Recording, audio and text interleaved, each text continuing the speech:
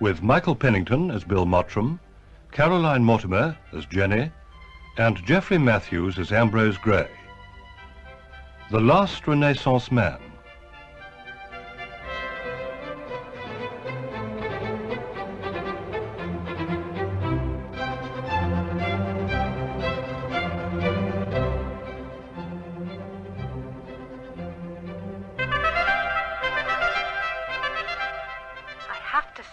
It's important. Look, I can't talk now. Can I ring you back? No. I can't get away. I'm tied up all afternoon. Tonight, then. What's it about? I need to see you. Suzanne? Oh, it isn't us, honestly. You needn't stay long. I think you should come, Bill. You'll think so, too. Well, I suppose I could come over early evening. Any time. But don't forget... To be perfectly honest, Jenny, I need sanctuary. Oh, yes. I met this girl at a party. Well, no, not a girl. Not in the cruel light of day. Yes, that's the trouble, really. More of a matron. I seem to attract matrons these days. I made promises I don't want to keep. Such as? Such as, she's got a very nice piece of Sheraton I'd promised to look at, and her husband is abroad. I see. Oh, pack a bag and come now. You sure? Certain. It's ages since we saw you. Bill will be delighted. How is the master? Oh, fit and well, and very busy. I see he's still exercising his multiple talents. What? The piece in the colour supplement.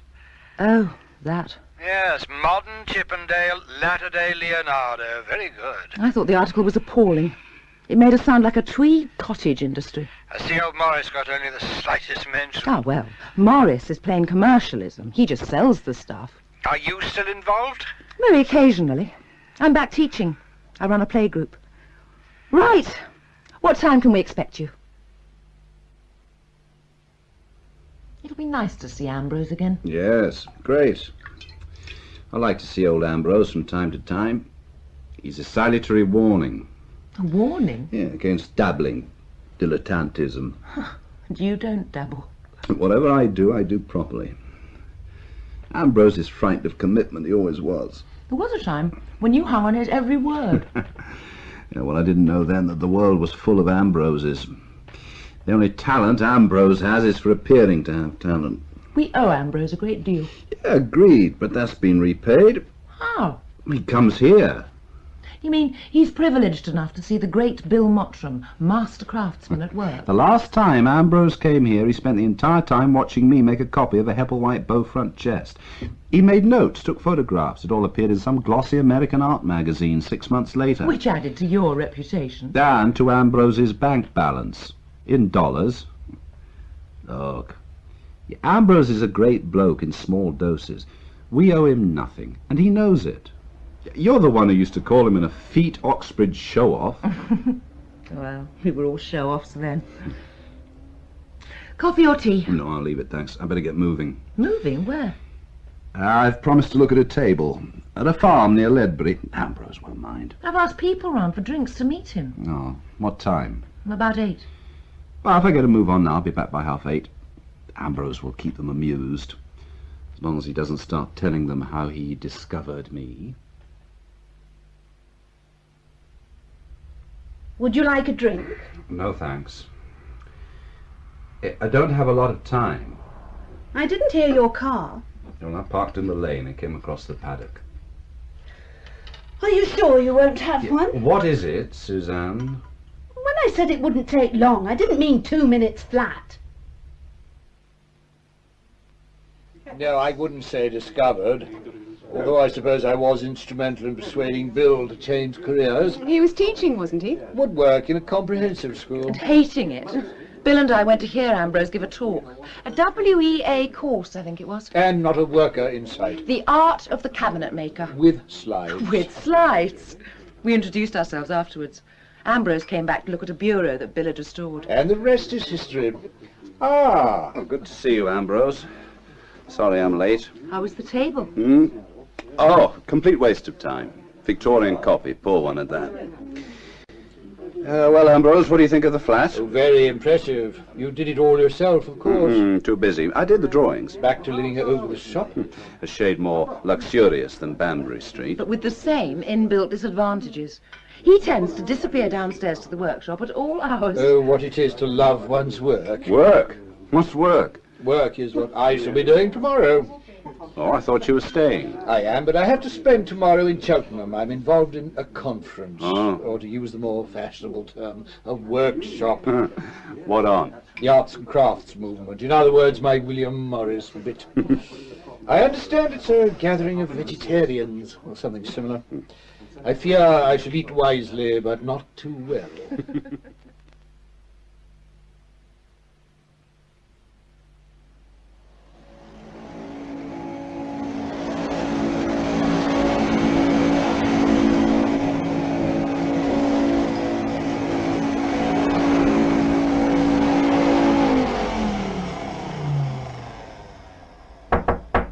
Mrs. North! Mrs. North! It's 10 o'clock! 10 o'clock, Mrs. North. Hairdressers this morning? Come on. Time to get up. Mrs. North?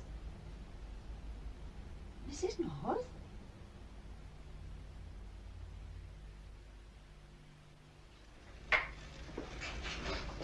Mr. Mottram, Yes. could I have a word, sir? Sir? Look, if it's about the van unloading in Chief Street... It isn't that, sir. We're anxious to contact Mr. North. Mr. Morris North. Oh, he's up in Scotland doing the rounds. Probably around Perth or Inverness by now. Why, what is it? Mrs. North was found dead this morning, sir. Christ. We want to contact Mr. North as soon as possible. What was it? I don't think that's altogether clear yet. She was only found a short while ago. Do you know where Mr. North is, sir? I imagine the office will probably know which hotels Morris is using and the calls he's making. This way. How did you hear? Valerie rang. It's all over town. Well, does she know any details? Only that the cleaning lady found her in bed. Did the police tell you anything? No.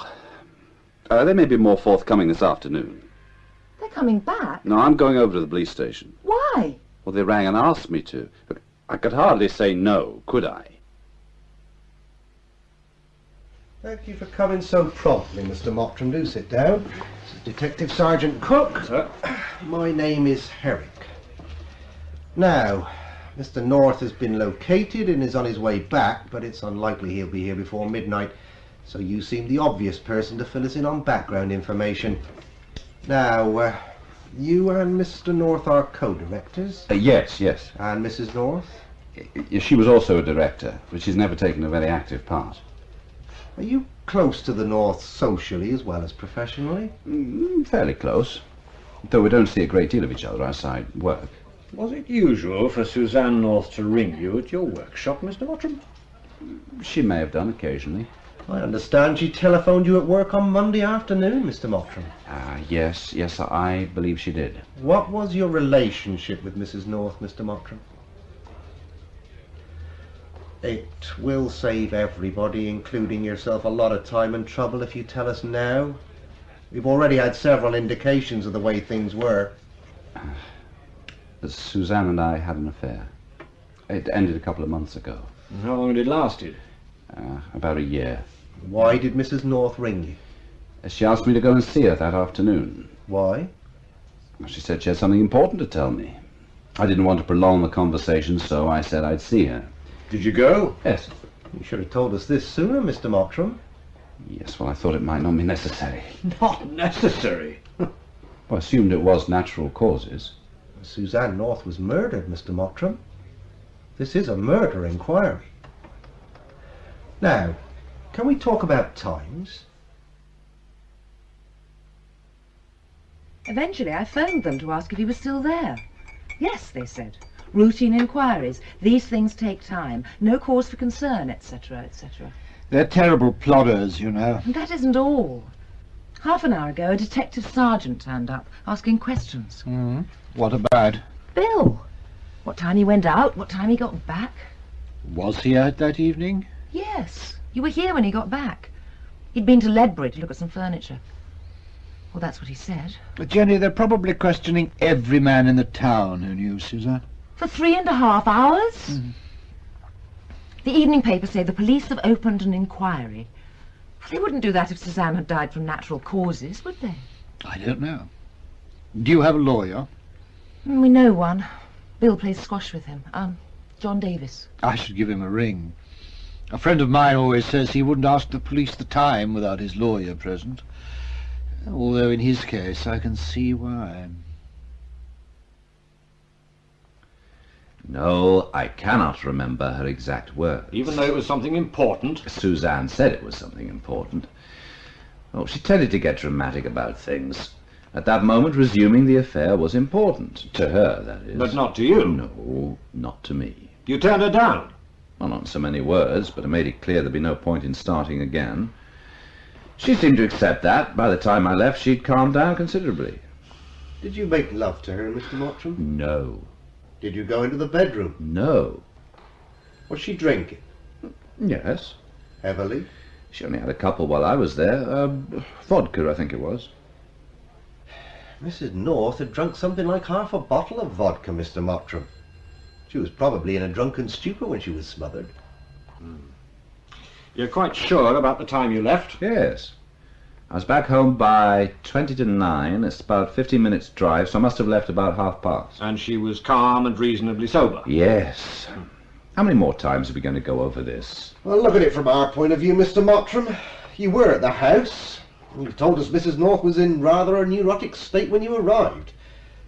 Let's suppose she threatened to tell her husband about the affair. Well, if she'd done that, it would have proved very damaging to you, socially and professionally. Morris knew. He knew about the affair? He knew from the beginning. He accepted it. Oh, come on! You're telling us you were I said no calls. Who? I see, yeah. All right, ask him to wait. Mr. John Davis is here, Mr. Mottram. Oh. Claims to be acting for you. That's right, he is. Fetch him in, Sergeant. Right.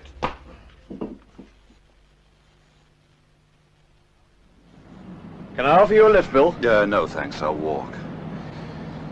Well, what happens now? Well, the ball's in their court.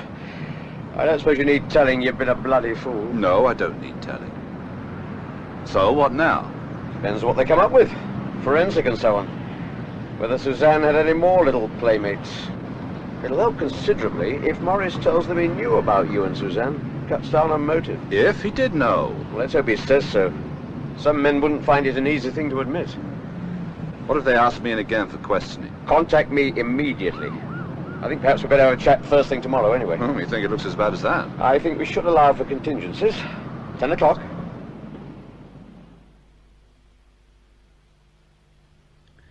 Something with your coffee, Ambrose? No, thank you. No. Oh, I've forgotten the cheese and biscuits. No, none for me, thanks. Oh, I wouldn't mind some.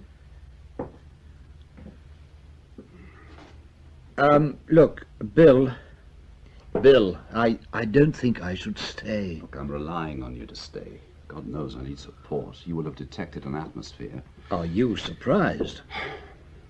Ah, no Brie. No. Ambrose thinks he should leave us. I'm in the way, Jenny. No, you're not.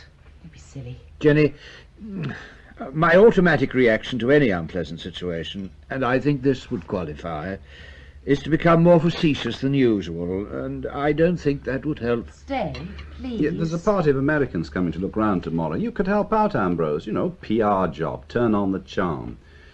Morris isn't likely to be around. You may not be. Right. So, your presence is essential, Ambrose. If you insist. Good. If you'll excuse me, I'll go and unpack. Where did you get that? Jimmy Brennan brought it in last month. Yeah, I reckon it's good enough to be Gillows. Quite possibly. Old Jimmy's still around then, is he? Oh, yes. He's still the best knocker in the business. He picked it up from some old farmer near Brecon. Shocking state when he brought it in. None of the drawers would open. Look, new inlay here. Oh, yes. Been standing at the back of a barn for 20 years. How long have you been working on it? Oh, no idea. Mm-hmm. Where will it go? The States. All the good pieces go to the States. I see you're making a copy. Yeah, Michael's done most of it. I shall finish it off. You always make a copy. Oh, when I think it's worth it. It's a very good market. Ah, here's the Gibbons carving. What do you think? Oh, marvellous. Yeah, it's almost finished. There, see? Yeah, I think I'll get on with it now. Oh, it's almost 10 o'clock. Haven't you enough on your mind? This is on my mind. This is what matters, Ambrose. The rest is bullshit. A carriage clock is missing from the side table. A silver coffee set from the cabinet there.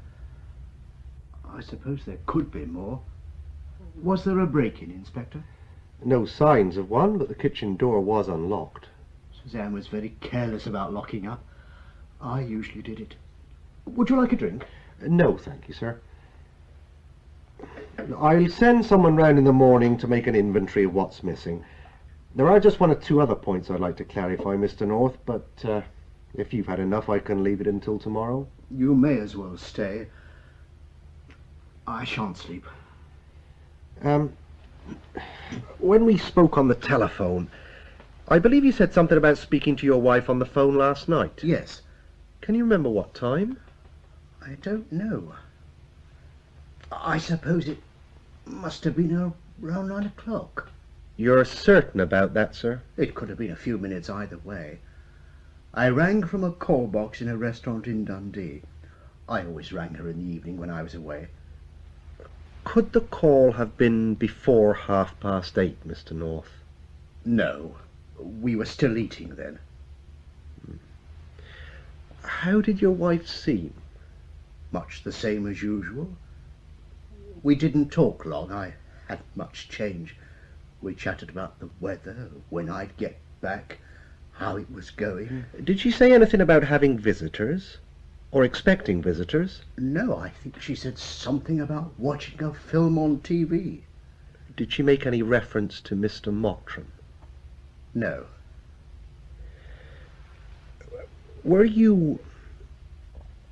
Are you aware of your wife's relationship with Mr. Mottram, Mr. North? Yes, I knew about that. Did you get to know at the time of the affair or later? I knew soon after it started. How? Suzanne told me. There was a very big difference in our ages, Inspector. Suzanne led her own life. We married on that understanding. I expected her to be sensible and discreet, that's all. Surely the situation created difficulties, Mr. North? No. I'm a realist, Inspector. Did your wife ever threaten to leave you because of Mr. Mottram? No. I think the affair had run its course. Were there any others? No. How do you know, Mr. North? She would have told me. Suzanne told me everything.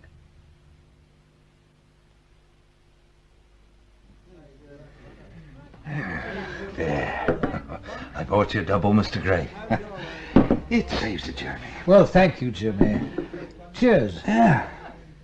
Oh, the talk at the bar is if nothing else. Rumours flying thick and fast. Suicide.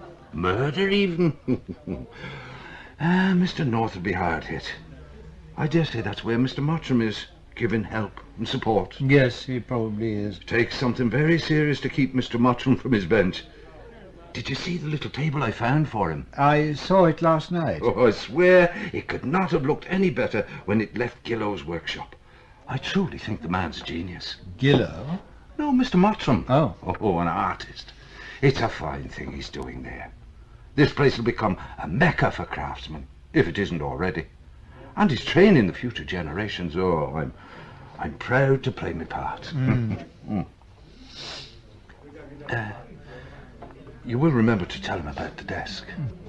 600, yes. We'll be talking around that figure. After tomorrow, I shall be at home all week. He has my number. Oh, and there's another little bit of information you might pass on. Yes. Last September, I bought Mr. Mottram a George II bureau. Mahogany. Oh, a cracking lot. I got it from a retired naval man living in Radnor. It even had what do you call it, a proof... A provenance? A provenance. Yeah. Now, last week I was in Bath.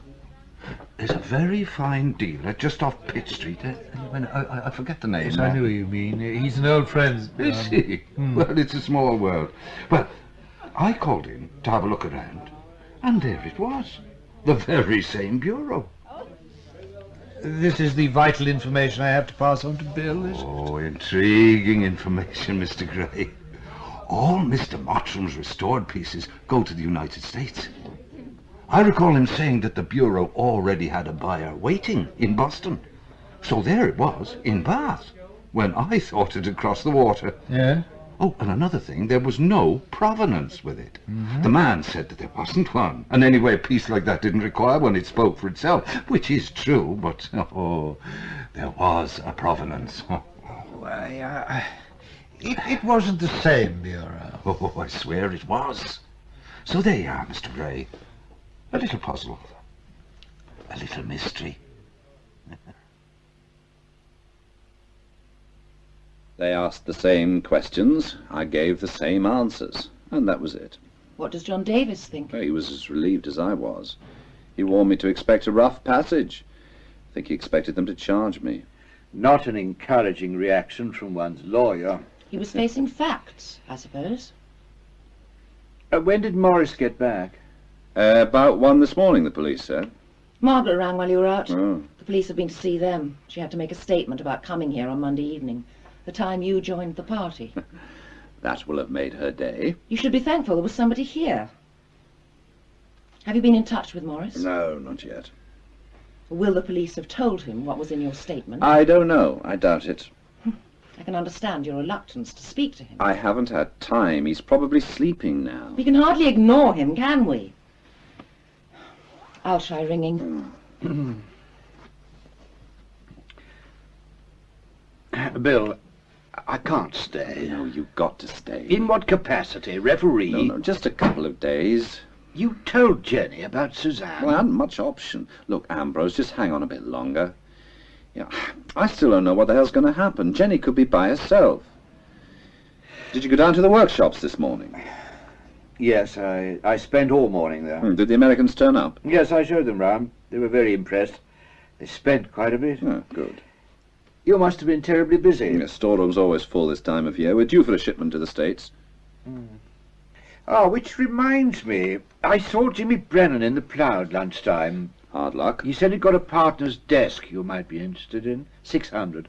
Oh, and he asked me to pass on some terribly involved story about a George II bureau which he brought to you last year. What about it? No, he saw it in a showroom in Bath last week. He thought it had gone to the States. Yeah, it has. We can double our prices there. Jimmy's certain the bureau is the same one. A little puzzle, Mr. Gray, a little mystery. Oh, Jimmy's a devious old bastard. He's so pissed most of the time he doesn't know what day it is. Well, he was most insistent that I tell you. All right, I'll tell Morris when he gets back to work. It may make some sense to him. He looks after distribution. Oh, did you manage to speak to him? Yes. How is he? He said he was all right. He sounded awful. He's going over to see Suzanne's father this afternoon. I asked him to call in on the way back. Where will it be, Morris? St. Peter's. That's the village church near her father's. Suzanne was christened there. Well, if there's anything at all we can do to help, anything. I think everything's in hand. Thanks all the same. You're welcome to stay with us if you'd rather. That's kind of you, Jenny. But I'd rather be at home. I've got to come to terms with it sooner or later. Oh, if you feel the need of company, just ring. Thanks. Is Bill around? He's in the workshop. Shall I fetch him? No, I'll go down. I dare say my desk is piled high with letters. We can wait, Morris. To be honest, I hope there is plenty to do. I think I'd prefer to get on with some work. Yes, of course. I'm sorry, Jenny, but it's impossible. I've got an appointment on Friday afternoon. Funeral's in the morning. Oh, I couldn't face it. Morris won't want me there, anyway. It hasn't been a very pleasant visit, Ambrose, to put it mildly. Thanks for staying. I'll come again when things have settled down. That may be a very long time, if ever. I suppose so. I can't really see how Bill and Morris can continue working together. Oh, I think they will. I didn't mean Mottram and North. I meant Mottram and me. Whatever there was between Bill and Suzanne didn't amount to much, you know. Yes, I know. Just one of those things. There have been too many of those things, Ambrose. I used not to mind. Allowances must be made for the artistic nature. It goes with the talent, etc. He may have learnt his lesson. Bill doesn't learn lessons. He gives them. You found me all right then, Mr. Gray. Well, not really. I kept finding myself the wrong side of the canal. Still, you're here. I often think I'm too isolated. But on the other hand, I have the storage space. What was it? A lockkeeper's cottage? No, a pub. Oh, the Bridge Inn. I can remember it packed out to the doors. Then the canal went out of use and the custom disappeared. Very appropriate, some people say, me living in a former public house. Anyway, let's get inside and have a drop of something warm. A washstand? Yes. I thought that's what you said over the telephone, but I thought I'd misheard. No. Doesn't seem your kind of a thing, Mr. Gray. It isn't. My niece fancies one as a wedding present. Victorian, marble top, mahogany. The uglier the better. Well, I believe I've got 2, if not 3. Let's have another before we go and look, shall we? Yes. That outhouse will be freezing. Did you see what the coroner said? Oh, there was nothing in my paper. Murder by personal persons unknown. Oh, they'll never get him. Did you stay for the funeral? No. I passed on your message about the desk. Thanks. Mr. Mottram telephoned me. I took it over a couple of days ago. Very pleased with it, he was. What about the bureau? The bureau? You said something about seeing a George II bureau in Bath. One of your discoveries. Oh, that! I sorted it all out with Mr. North. I was in error. Not for the first time in my life. Right. Cheers. Well, shall we see if we can find your niece a washstand? What was it, Ambrose? Is it gin and something? Oh, not for me, thank you, Stephen. I'm off. Before chucking out time? Closing time is an hour ago. I thought that's why you drank here, Ambrose. Liberal interpretation of licensing laws. I drink here because it's within walking distance of my simple abode. Oh. And if I don't go now, it's going to seem a very long walk home. Well, we're going after this round. We'll give you a lift. Thank you, but no thank you. I need the exercise.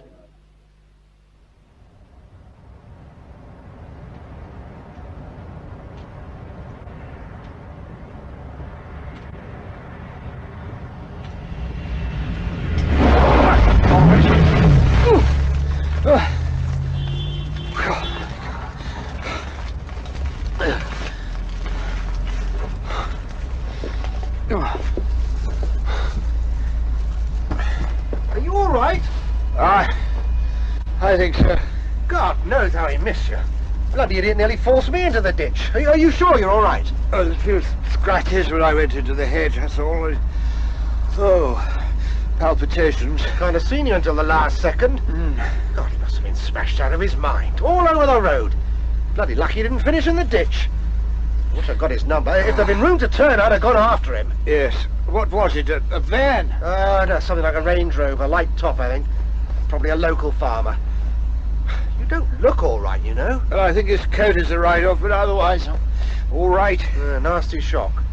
Still, could have been worse, eh? Yeah. Look, can I drop you off? No, thank you. I only live round the corner. I was nearly home.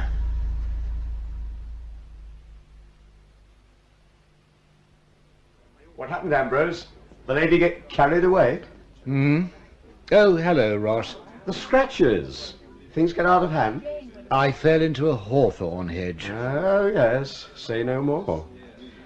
Now, what about number 43? But the commode.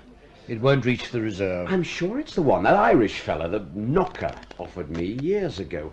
What's his name? Jimmy Brennan. Brennan. A villain, but he comes by some decent stuff. Not anymore. Christ, walls have ears. Our friend Brennan inside, is he? Dead? Oh, cirrhosis of the liver, right? Wrong. He got pissed and fell into the canal. Where did you hear this? Oh, somebody in the pub at lunchtime. He was a bit miffed because Brennan had promised him a set of chairs. You're right, Ambrose. I was chatting to him only a few days ago. Oh, well, that's life. You did remember to ask, Morris. Yes, I asked him. He obviously didn't want to come, so I left it at that. He spends far too much time alone. If that's what he wants. Has he been coming into the office? No, not recently. He has been talking about packing it in. Retiring? Yeah, he's putting the house up for sale, and the cottage in Wales. He's going there next week to tidy things up before he goes on the market. Now, I don't think he'll stop working, though. His brother's in business in South Africa. He'll probably go in with him. What'll happen here? I think he'll leave his money in. I don't mean that. What about sales and distribution? Well, we'll have to find somebody. Ambrose might be interested. Ambrose? Well, why not? He knows antiques, he knows the market. Not on the scale we work on. Yeah, even if he did, he hasn't got the push or the sticking power. Too much responsibility, too many decisions for Ambrose. Don't be so damn condescending. He'd run a mile if I even suggested it. I must say, it's an unexpected delight to see you again, Ambrose. It must be years. No, not years, surely. We had a chat at Burlington House. Well, I haven't been there since '81. And you promised faithfully to look in. Well, here I am. What are you up to these days? Well, here's your name bruited, but no one seems to know what you're doing. You may well ask, St. John, you may well ask. Still flitting? Oh, yes, rather less than formerly. I do quite a bit of writing these days. A book? Oh, I haven't the stamina for a book. No, learned articles, almost solely for the American market. Oh, the place of the candle snuffer in Georgian society, that sort of thing. Yes, exactly. That's why I'm in Bath, you see. Research. On candle snuffers? Bureau.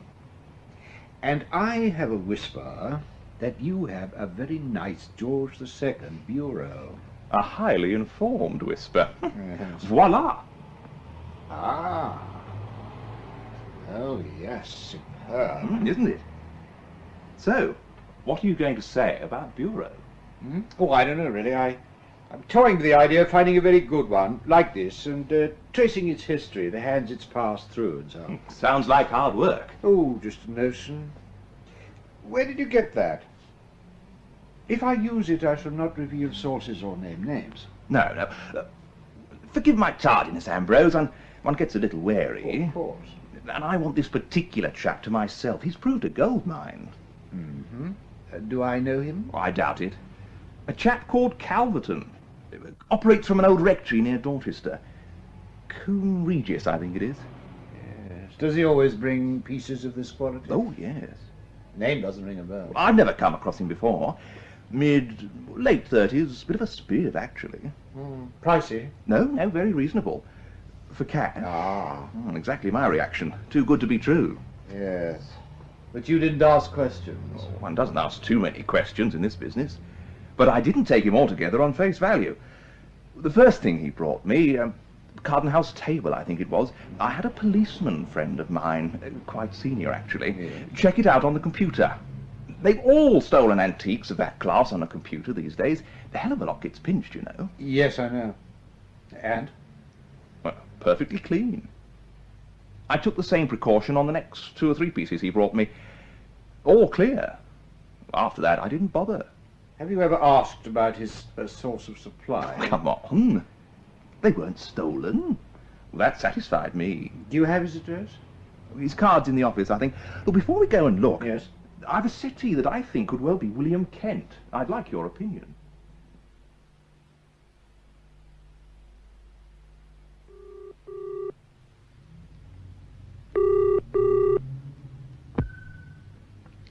Bill Mottram.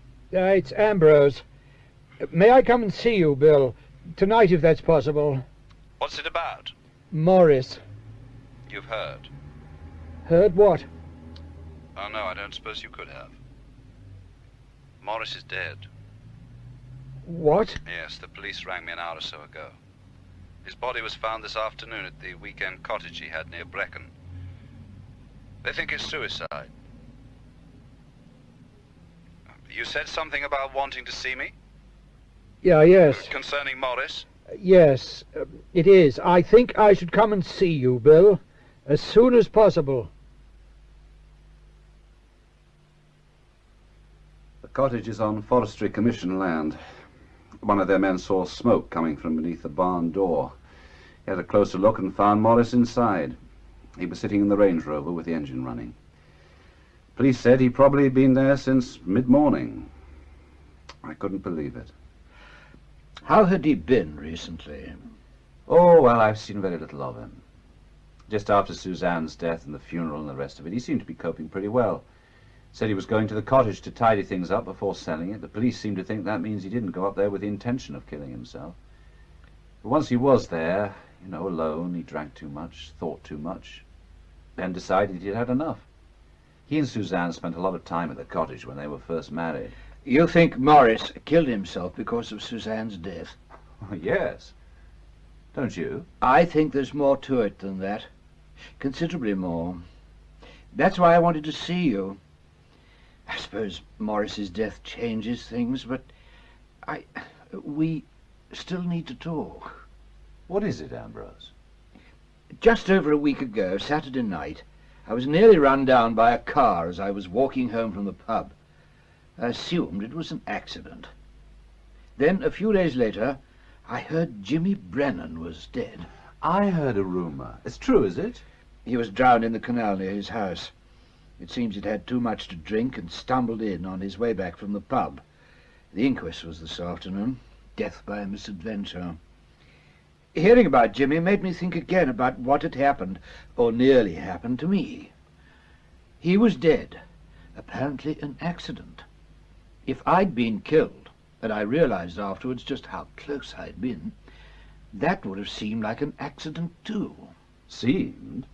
I think someone tried to kill me. They waited for me coming out of the pub. They knew I'd walk home, and they knew the lane was an ideal spot. No pavement, not even a grass verge, steep hedges either side. It would have looked exactly like a hit and run. Jimmy was less lucky. Yes, but why, Ambrose? What's the connection? You remember my passing on Jimmy's story about a George II bureau? Oh, yes, I remember. What, he thought he'd seen it in a showroom somewhere. I saw Jimmy a few days before he died. I asked about the bureau. He said he'd seen Morris, and they'd sorted it out. He was rather evasive. Dramatic change of mood. Jimmy had been absolutely certain he recognized the bureau. Look, it couldn't have been the same one. It's in the States. Is it? Yesterday I visited the antique shop where Jimmy saw the bureau. It was still there. Under pretense of writing an article, I took a photograph. George II, original bracket feet, mahogany, very distinctive piece. Indications of very discreet restoration. How many of those are there about? Yes, well, very few. Well, okay, for the sake of argument, let's accept it's the same one. So? The bureau should be in the States. It isn't. It's been sold for cash. 2,000 to 2,500. It'll go for 4. If it's happened once, it may have happened before. Well, some sort of fiddle, you mean? Yes. By whom? Morris looked after distribution, didn't he? Yes, he handled everything on the sales side. Did you find out where the dealer got the bureau from? A man called Calverton, Richard Calverton. Over the past 5 years, he's brought a steady stream of high-quality pieces. Calverton? No, I can't place him. He lives in Dorset. Coombe Regis. Didn't Morris have a business in Dorset before he joined you? Yes, Dorchester. Suppose Morris was milking the United States shipments, fiddling the invoices, something like that, with Calverton acting as middleman. Then he hears that Jimmy has spotted the bureau and is asking questions. He hears I know too. He's certain you'll disregard it, but he's worried that Jimmy and I might guess what was happening. Why would Morris defraud his own business? What'll be the point? I don't know. No, you're piling supposition on supposition, Ambrose. Now look, suppose it is the same bureau. Suppose somebody did try to run you down. Suppose Jimmy was murdered. Suppose Morris did know this Calverton character. Suppose they were on the same fiddle. How has it worked? I don't know, but 3 people are dead. Fact, not supposition. I don't believe Morris killed himself because he couldn't face life without Suzanne. He did it because he thought he was going to be found out. If Morris was defrauding the firm, he's had plenty of time to cover his tracks. I don't mean fraud. I think he was involved in Suzanne's murder. Ambrose, Morris was 400 miles away. Calverton wasn't. You went to see Suzanne that night because she said she had something important to tell you. Yes. Perhaps she'd found out about Morris defrauding the business. She was a partner. Suzanne said nothing about Morris or the firm. All she wanted was bed. Yeah, well, she may have intended to tell you and then changed her mind. All right. Let's say she'd found out Morris was on the fiddle and was going to tell me. Now, how did Morris find out she knew?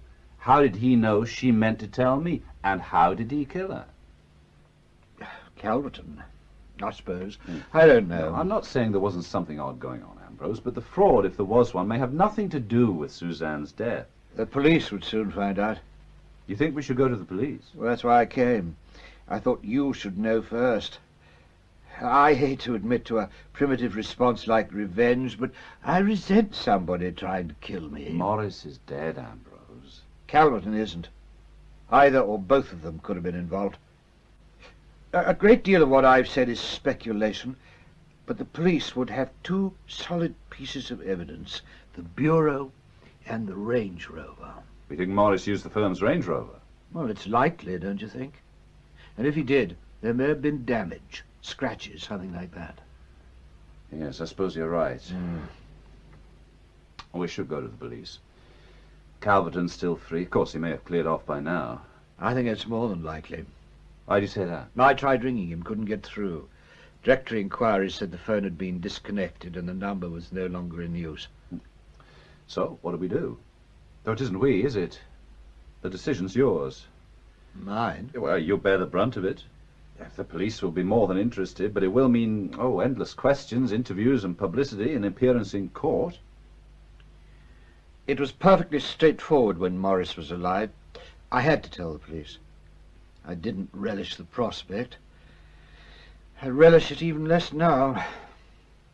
I also have the uncomfortable feeling they may never find Calverton. Yes, and if they do, they may not be able to prove anything. All it will establish is that my firm has been cheating its customers somewhere along the line. I don't have to tell you the repercussions from that. No. I shall be back to a 4-man business if I'm lucky. I'm sorry, Ambrose. I've put you in an impossible position. If you want to go to the police, that's what we'll do. In fact, they said they'd be sending someone round later tonight. They want a statement on how Morris has been since Suzanne's death, state of mind and so on. They'll be here soon. Why, I don't think I'll wait. It's up to you. No, I don't think so. Have you discussed it with anyone else? No. Will you tell Jenny? No. No, we're bound to be committing some sort of offence, withholding evidence, is it accessory, something like that? If she doesn't know, she can't be involved. You wouldn't be involved if I'd followed my usual maxim, when in doubt, do nothing. Were you called? Yes. Briefly. Had Morris planned it? The coroner seemed to think so. Morris had taken a length of hose with him, even tape to fasten it to the exhaust. Doctor said the whiskey and the sleeping pills would have knocked him out before the fumes took effect. Did the police find a note? No. They came to the conclusion that he'd no one close enough to write to. They said he had no strong emotional ties with anyone, which was the reason he cracked up. He'd no one to talk to. There was us. Oh, we didn't know Morris at all.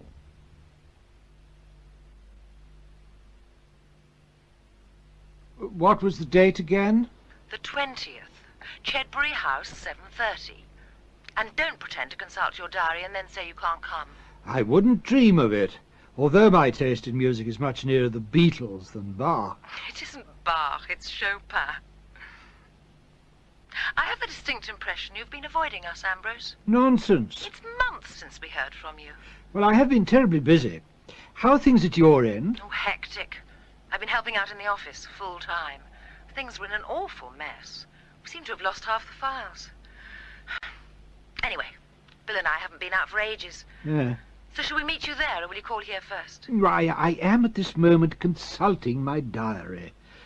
Ah. No excuses. In that case, the Queen Mother will have to wait.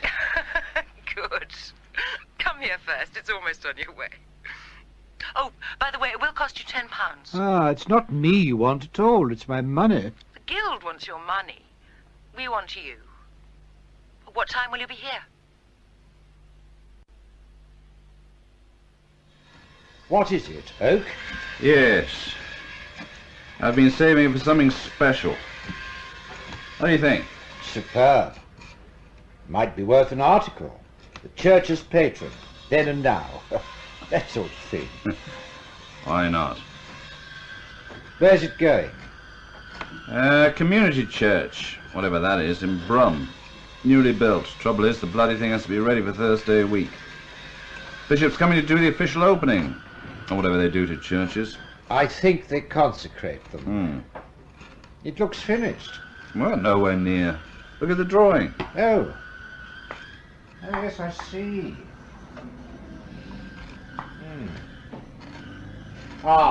Jenny said to tell you, you should be getting ready. Oh, what? The Chopin recital at Chedbury House. Oh, Christ. I'd forgotten. No chance. I trust you'll tell her that yourself. Well, I did warn her. Ambrose, pass me a chisel, will you? No, that one. Ah. Don't you ever get tired? Not when I'm doing something like this. Did you hear about the inquest? Yes. Did the police look any further than Suzanne's death? Any further? Didn't they consider Morris might have had other reasons for killing himself? Well, I don't think so. They never looked at the business side of things at all. Suppose they checked on his bank account. We did the right thing keeping quiet. Yes, I'm sure we did. Well, I'd better go and inform Jenny you won't be joining us. Ask her to do me some sandwiches and a flask of coffee before she goes, will you?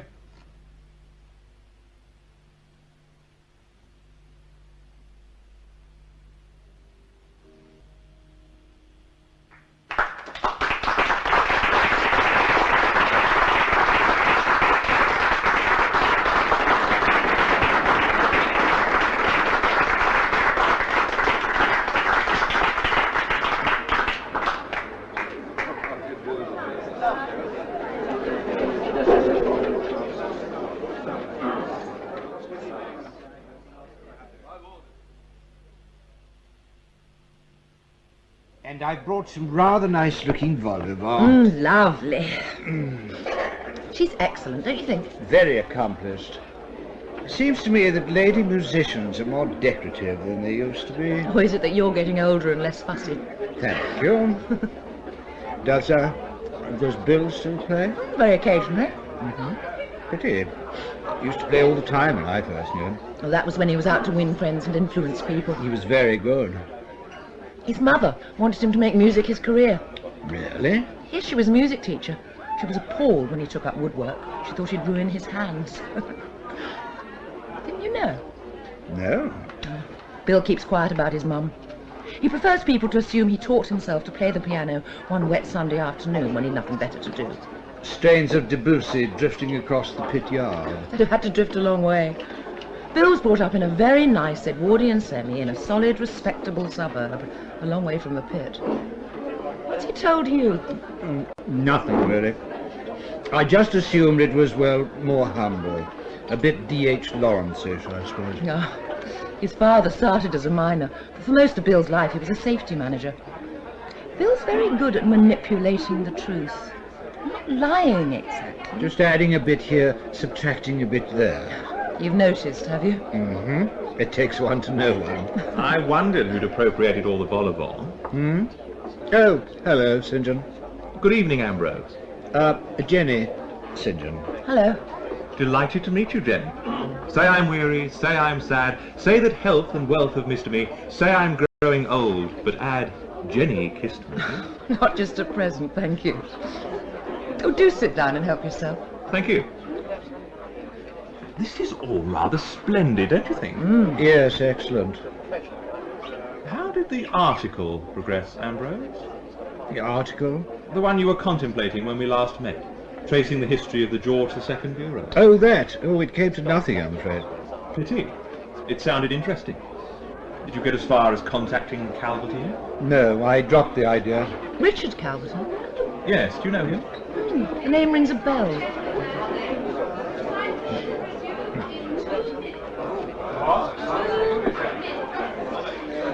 We ought to be getting back. I haven't seen or heard from Calverton since your visit, Ambrose. Yes. I was beginning to wonder if you'd pointed him in someone else's direction. Well, as I said, I haven't seen him. I did try ringing, but nobody was answering. I understand he's moved. My apologies. Unworthy and uncharitable thoughts. The bureau in question is still with me. Oh? After your visit, I took a fancy to it myself. After turning down several very reasonable offers, I suddenly realised I didn't want to part with it.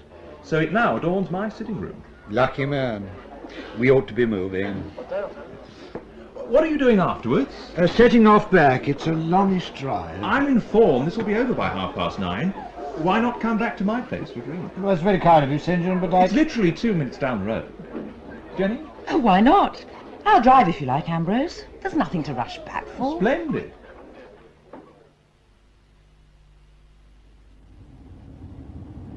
Nice flat. Yes, very nice. I was pleased she decided to include some Ravel. Yes. Yes, I think a whole evening of Chopin would have been too much. For me, that is. Ambrose. Yes? You've said all that once, if not twice. Oh, have I? Sorry. Do you mind if I pull in? No, of course not. Would you like me to drive? It isn't that. Oh.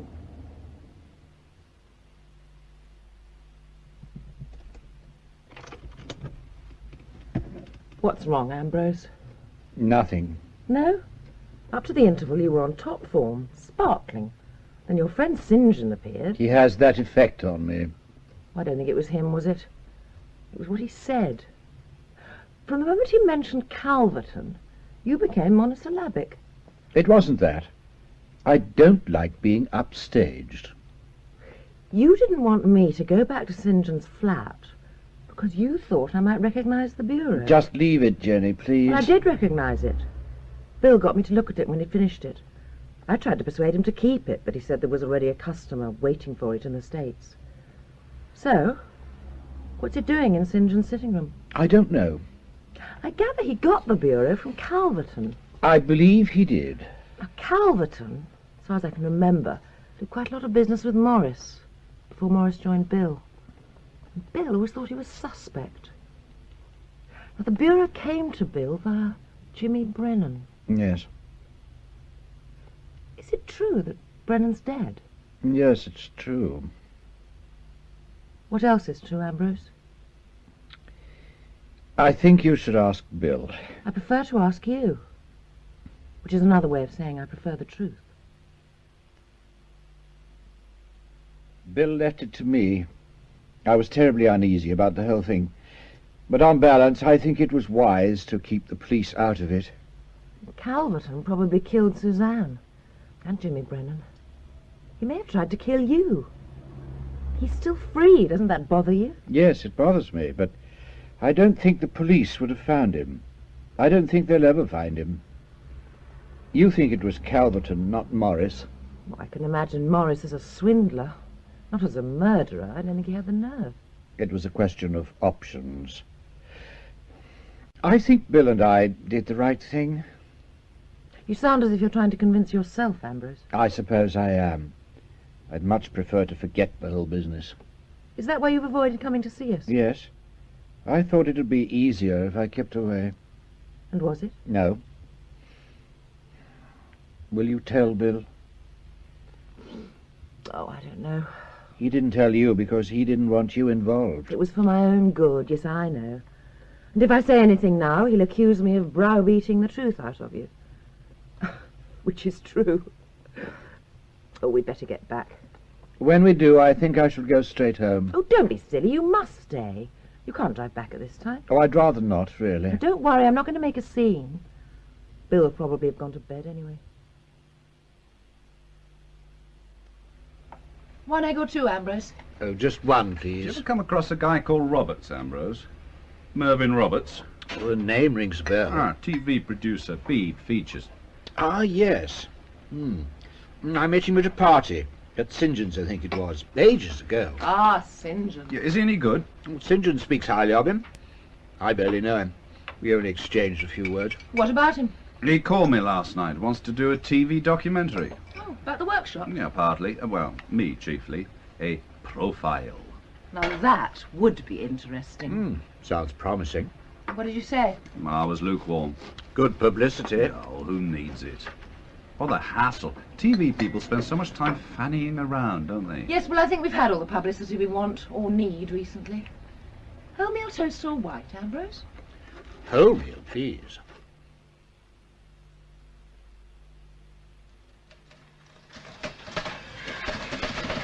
Lad? Yes? Do you know if anything's been done about this? What is it? Morris's credit card account for March.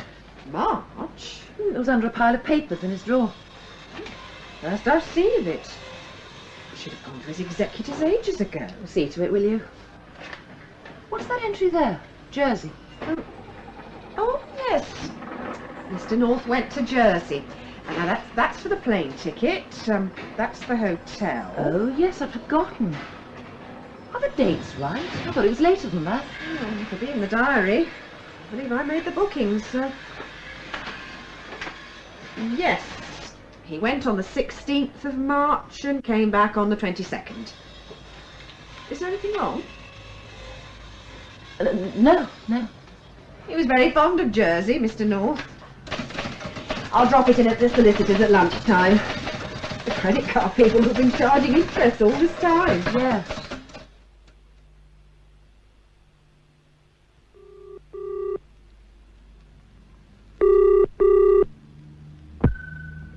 $376,896, Ambrose Gray. It's Jenny. I've been trying to get you all day. I've only just got back from Norwich. What is it? When did Jimmy Brennan die? Jimmy? Do you know the date? Oh, not offhand. Think. Hang on, a calendar somewhere. Hang on. Sorry. Yes, it would be the 18th of March, Sunday, or early on the 19th. And the night you were almost run down? Well, that was the day before. What is it, Jenny? What's wrong? Jenny? Oh, I can't talk now. Look, can I come and see you tomorrow? Oh, let me think. I shall be out all morning. St. John's coming to see me at lunchtime. Can't you put him off? I've been doing that ever since Jedbury. We're eating at the pub in the village, then coming back here. I should be able to get rid of him by 3. I'll come then.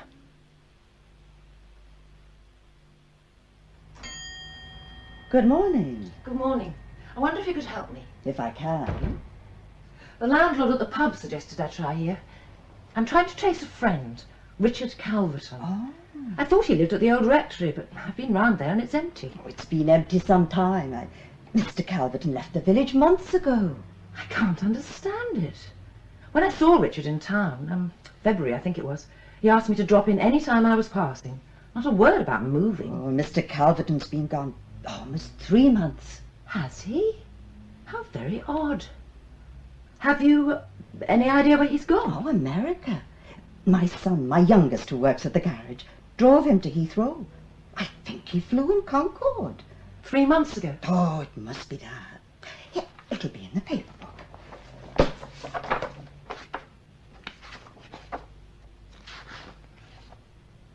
There, you see?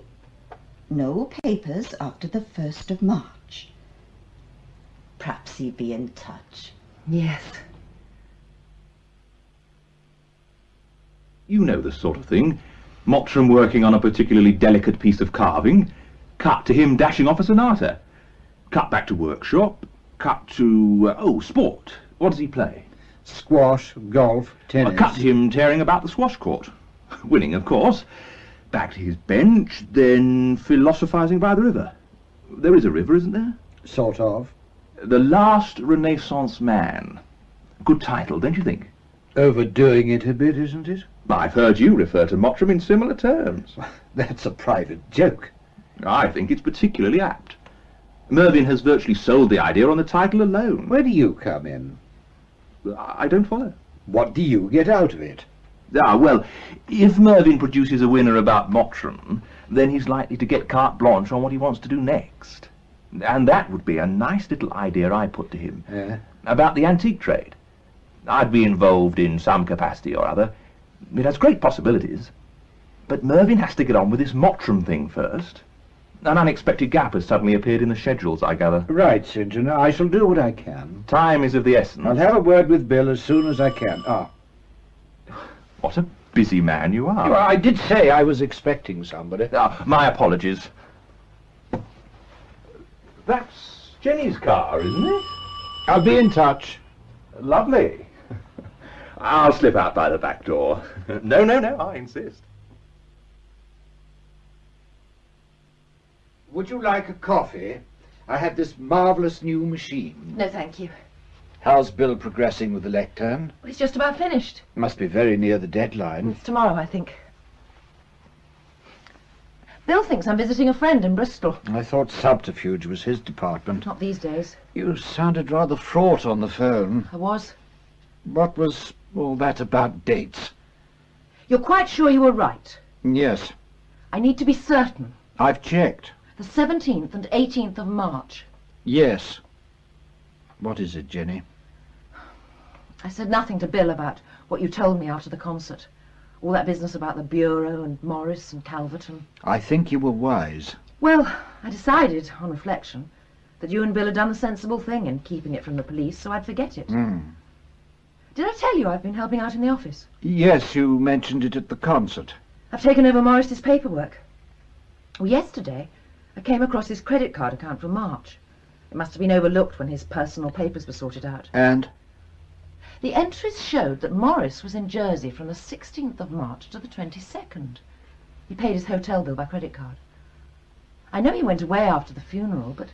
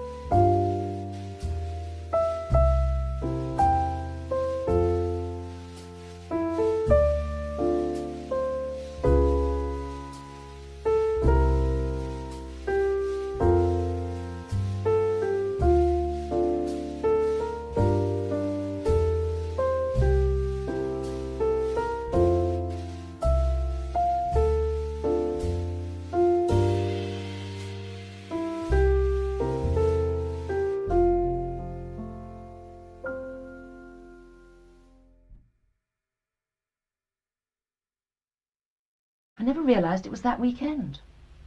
The weekend Jimmy died, and somebody tried to run you down. It couldn't have been Morris. No. It comes back to Calverton. We always knew that was a possibility. I don't think so. I drove here straight from Coombe Regis, Ambrose. We know Calverton isn't there now. He's been gone for some time. He left on the 1st of March, quite openly, with every indication he was going for good. Well, that doesn't rule him out. He may still have been around later. We went to the States, and he talked as if he was going there for some time. That may have been a cover. He could have returned. I don't think Calverton was involved at all, Ambrose. He and Morris must have been working some sort of fraud. Fraud, yes, not murder. When Suzanne died, Morris was in Scotland, Calverton was in the States. Neither of them was in the country when Jimmy died, or when somebody tried to kill you. There must be others involved. Like Bill. Like Bill. You knew? No. No. I felt something was wrong from the beginning, but I knew nothing, and preferred not to find out. I have a well-developed facility for pushing aside uncomfortable thoughts. I managed very well until the concert last week. Yes. Calverton, you said you knew him. Bill had already told me he didn't. You said nothing. What could I say? One small lie. I told myself it didn't signify. Apparently it does. Yes. There's something I should have told you earlier, Ambrose. Yes. When I found out about Morris's trip to Jersey, I noticed another entry in the office diary. That same weekend, the Saturday, Bill gave a talk to some craft society in Oxford. It was in the evening. Whenever he gives a lecture, he always takes some furniture with him, smaller pieces and different types of wood. So he must have taken the Range Rover. I see. Can you remember whether he gave the talk? I wasn't at home. So he may not have gone. He went. How do you know? He was sent his fee a week later. The cheque was paid into our account. And there's something else. Yes? The Range Rover went in for its annual MOT a few days later. I found the bill in the files. It included some minor repairs to the near side wing, respraying. How far are you from Oxford? 14 miles. 20 minutes drive. He finished his lecture around 9, then drove here. He knew you'd walk home from the pub. He knew which way. No. And the following night he went to Jimmy's. Yeah, it doesn't make sense. Oh, look at the facts. I'll accept that Bill is involved. Involved? We don't know to what extent. He tried to kill you. I can't believe that. I still think that there could be others involved. Calverton may have returned. For God's sake, Ambrose. What do you want to do? Do we have a choice? Once we go to the police, we shall start something we can't stop, Jenny. I realise that. Everything we know is circumstantial. Dates, times, places. Suppose we've got it wrong. You think we should keep quiet? No. I think we should see Bill. I don't want to see him. Neither should you. All you'll get is a fresh pack of lies. Not this time.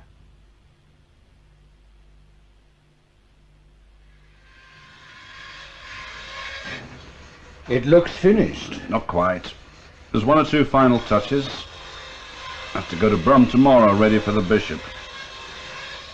Is Jenny back? I didn't come through the flat. Anything special? Hmm? The reason you've called? I wanted to have a chat. Ambrose, we're flat out. I've got a new commission to start on the moment I finish this. A boardroom table for a Jap firm in Wales. They want it yesterday. Is it important? I've decided to go to the police. Oh? When? Tomorrow morning, I thought. The arguments for keeping quiet still apply. Nothing's changed. There's no comebacks. It's all finished. Oh, I don't think so. Let's go up to the flat, shall we? You were there in Oxford that weekend, with the Range Rover. The following week it was repaired. The front near side wing was re-sprayed. And that's it, is it? Well, it's enough, I would have thought. Bunch of unrelated facts, Ambrose. If they are facts. Where did you get them? Are they true? I don't know. Let's assume they are. So what? You've dug up odd snippets from God knows where and pieced them together, but they don't fit. They've no relevance to each other. The fact that you know Calverton is very relevant, wouldn't you say? Oh, yes, I know him. You told me you'd never met him. Yes, if I'd told you, you would have jumped to the conclusions you're jumping to now. Yes. The wrong conclusions. What about Oxford? I must have been there round about that time. It was the same weekend. Yeah, if you say so. You didn't mention that either. Well, why should I? I often lecture at weekends. You know that. It's hardly news. Neither is the fact that Oxfordshire is full of Range Rovers. It's all ifs, Ambrose. If the Bureau was a fake, if Morris was here, Calverton was there. Neither of them could have killed Suzanne, or Jimmy, or driven that Range Rover. Calverton could have come back. Morris could even have come back from Jersey. The police will have no trouble checking on that. As far as the police are concerned, it's finished. You go to them, they won't thank you. Forget it, Ambrose. I don't think I can. I've no objection to your getting away with murder metaphorically, Bill, but not literally. Go away, Ambrose. Go on, go and investigate Victorian fakes or Hepplewhite's early life, something important. Leave this alone. If I leave now, I shall go straight to the police. I think you should go, Bill, while there's time. I'll keep quiet until tomorrow. That gives you 15 hours. I'm not running away. And I'm not staying to listen to a pack of lies. Or to be more exact, a mixture of half-truths, omissions and evasions. You want the truth? The truth is down there, in the workshop. Skilled craftsmen, working flat out, practicing skills that have almost died. Producing work no one else can touch, men who care. When the apprentices come through, there'll be more. Commissions are beginning to pour in. There's furniture being packed for trade fairs in Milan and Washington. My own designs. You know what I set out to do years ago. I'm almost there. And that justifies murder. It was a straight choice. Go under or fight to survive. I had to decide there and then. There was barely time to think. Barely time?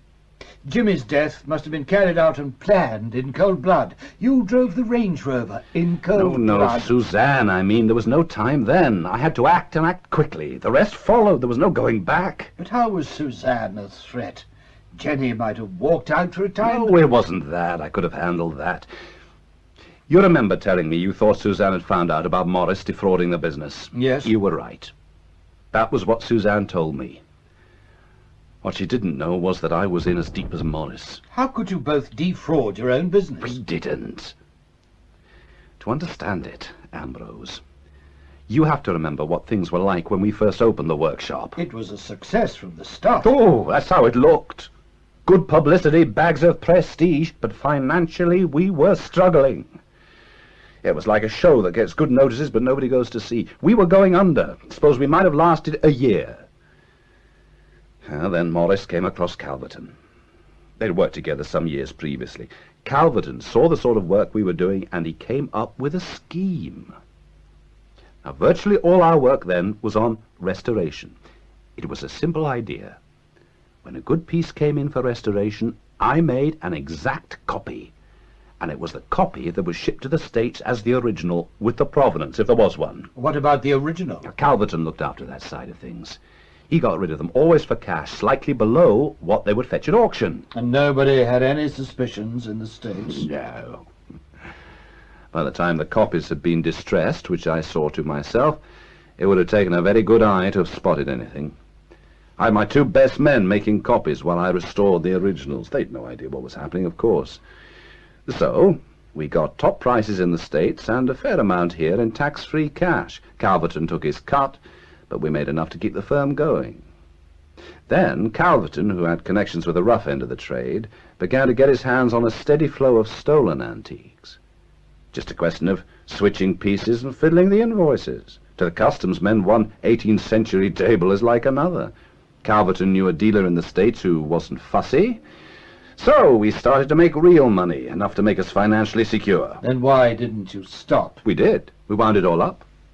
Calverton went to the States to set up a legitimate business there with Morris as a sleeping partner. It was all over. We got away with it, we thought. Yeah, then Suzanne rang me when Morris was in Scotland. She had to see me. It was desperately urgent. Oh, I thought she just wanted a one-night stand while Morris was away. I couldn't risk not going.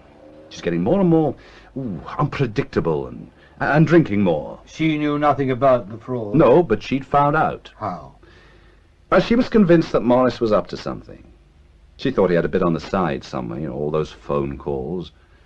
So, whenever she could, she listened in on the extension every time he took a call. Now, a few days before he went to Scotland, Morris had a call from Calverton in the States. Suzanne heard enough to realize some sort of fiddle had been going on.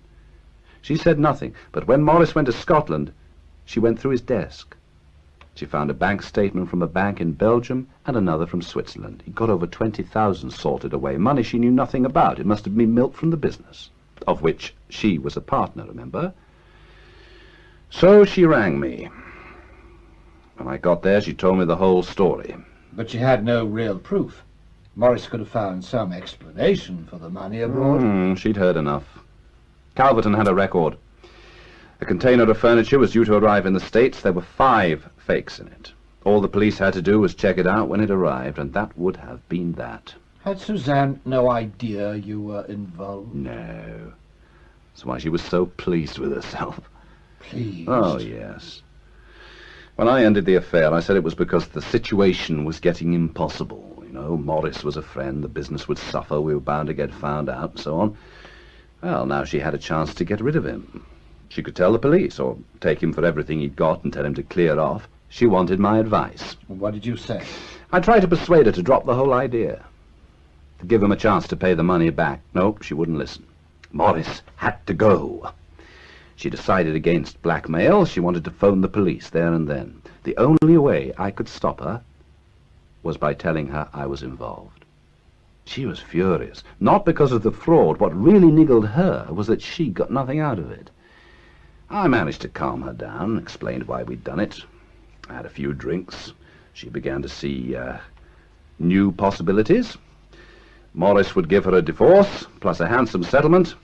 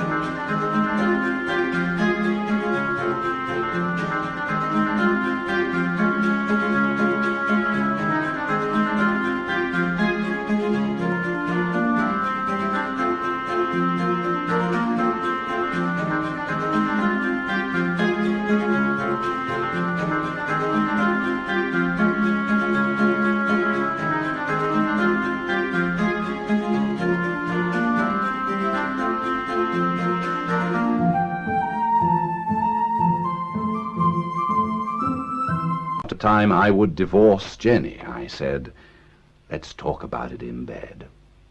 And when we got there, I picked up a pillow and held it over her face until she stopped struggling. Then I made it look as if there'd been an intruder and left. She wouldn't have gone to the police. She was unstable, Ambrose. Unpredictable. Once she'd sobered up, there was no knowing what she'd do. And that's how it would have been every day. You could have risked it. No. Even if she kept quiet, it would have meant the firm was virtually hers. It would have meant my life was hers. Oh, do you think I was going to give up Jenny for a bitch like that? You could have gone to the police yourself. Oh, yes. 3 to 5 years inside and the firm ruined. A good many careers ruined. Like I said, I had to think on my feet. She looked so bloody pleased with herself lying there in bed. I thought, no. What about Morris? Did he consider his wife expendable? He had no choice. He had to go along with what had happened. I rang him from a phone box immediately afterwards. He broke down completely, called me every sort of bastard, then eventually realized that Suzanne had been only too eager to turn him in. That cooled him down considerably. He agreed to give me an alibi by saying he'd spoken to Suzanne on the phone at a time when I was at home with witnesses. He also agreed to tell the police he'd known all along about my affair with Suzanne, which he hadn't. So, I had an alibi and no motive. When you killed Suzanne, you couldn't have known that Morris would cover for you. No, I didn't. I had to take a chance. What about Jimmy? Are you going to tell me he represented the same kind of threat as Suzanne? It was no more than a bit of trade gossip to him. Oh, Ambrose, don't be so bloody naive. Why do you think he was so interested? He knew there was some sort of fiddle going on. He didn't know exactly what, but he wanted his share. What did he tell you? Something about sorting it out with Morris? He touched Morris for 200 quid. And that wouldn't have been the end of it. Sooner or later, he would have been back, or the drunken sod would have said too much to somebody. Like me, presumably? No, Jimmy was convinced you'd worked it out for yourself. I never gave it a second thought. He was certain you knew. I didn't know what the hell to do. I went to Oxford that weekend. When I'd finished lecturing, I decided to go and see you, tell you everything. You weren't in. I started to drive back down to the village and saw you walking up the lane.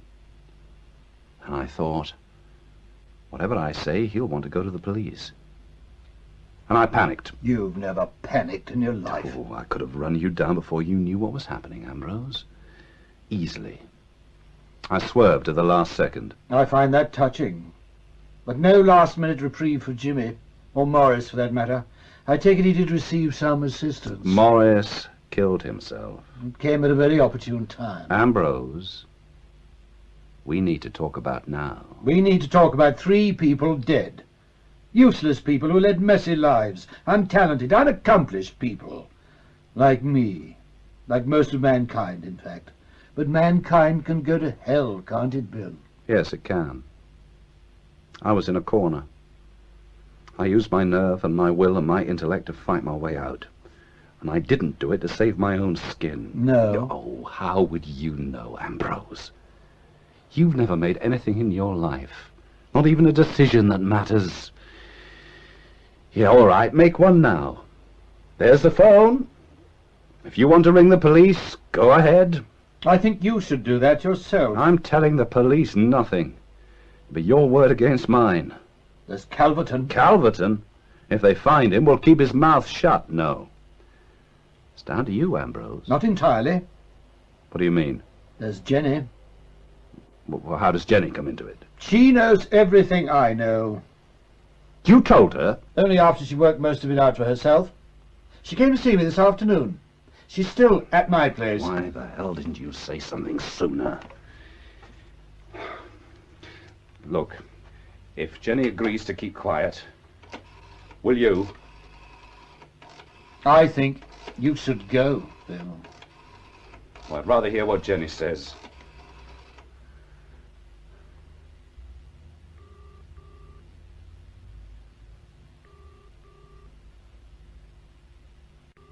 Are you sure she's there? That's where I left her. Well, why didn't she come with you?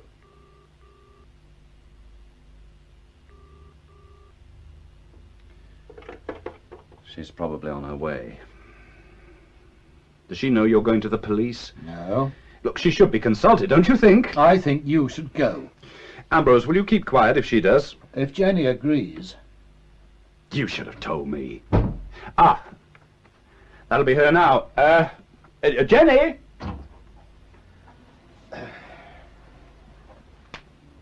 What do you want? We'd like you to come with us, Mr. Mottram.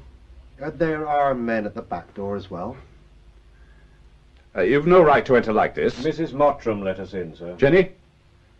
Where is she? You can see your wife later, Mr. Mottram. Well, I don't believe she let you in. Mrs. Mottram has been with us for the last half hour. Where is she? We'd like you to come with us to the station. If you want to talk, we can talk here. Come on. You're in no position to choose. I suggest you get a coat and anything else you need. Oh, I'm not moving. Would you rather be carried out? There are other men outside. Yes, okay. Just remember, there's a witness I here. have noted that, sir. Sergeant Cook will come with you. It's Mr. Gray, isn't it? Yes. Where's Mrs. Mottram? Outside in her car. I shall need to see you both later. Yes. You should have come to us sooner, Mr. Gray. Should I? Give John Davis a ring, will you, Ambrose? Yes, of course. And ask Michael to get the lectern to Brum tomorrow, if I'm not back. I said I'd have it there by lunchtime. Yes. Right. Talk to Jenny. Come on. I didn't know, Bill. No, I'm sure you didn't. Talk to her, Ambrose. Cheers. Yes. I see. Both of us? Yes. Thank you for ringing. Bill will be charged tomorrow sometime. There's no question of bail. Is his lawyer there? Yes. Inspector Herrick wants to see us tomorrow morning at 10. Shall we need lawyers, do you think? Why should we? I'm sure we've committed several offences. The inspector said nothing. Yes, well, we've done our duty, haven't we? If I have to be back in the morning, I ought to be on my way. Well, you can't drive home tonight. Stone cold sober, and likely to remain so. He was certain I'd keep quiet, you know. The more we talked, the more confident he became. I suppose he was equally certain of me. Yes, I tried to tell him. He thought once you were here, it would be all right. Loyal wife, loyal friend. The loyalty was one way, Ambrose. His only loyalty was to Bill Mottram. And to his work. That doesn't excuse what he did. It explains it. You think we should have kept quiet? No. I think you, did the right thing. The only thing. What I feel is another story. If I hadn't known, would you have gone to the police? Good question. Well? No, I wouldn't. And, of course, I would have invented all sorts of fancy reasons for not doing so.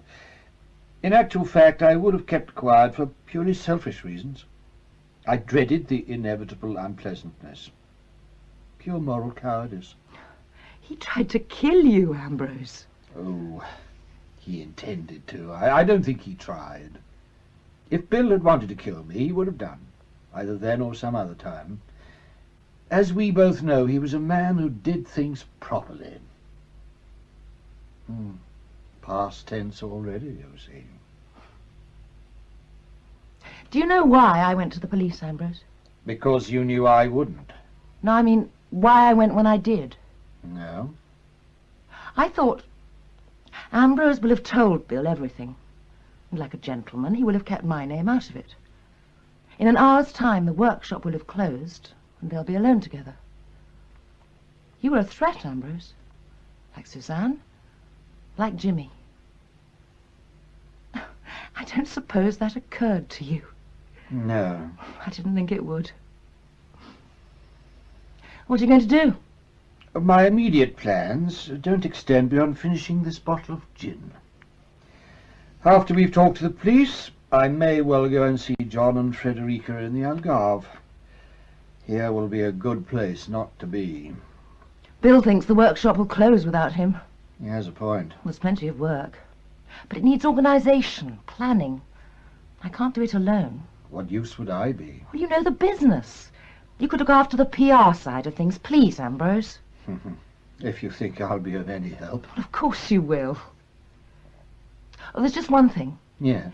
It was something we should be prepared for. Bill's going to say anything if he thinks it'll help his case, or clouds the issue.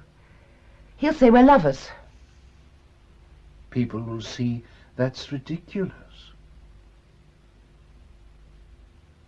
Yes, of course. I thought you ought to know. Pour me a drink, would you, Ambrose? Now, we ought to decide what I'm going to say to everybody in the workshop tomorrow.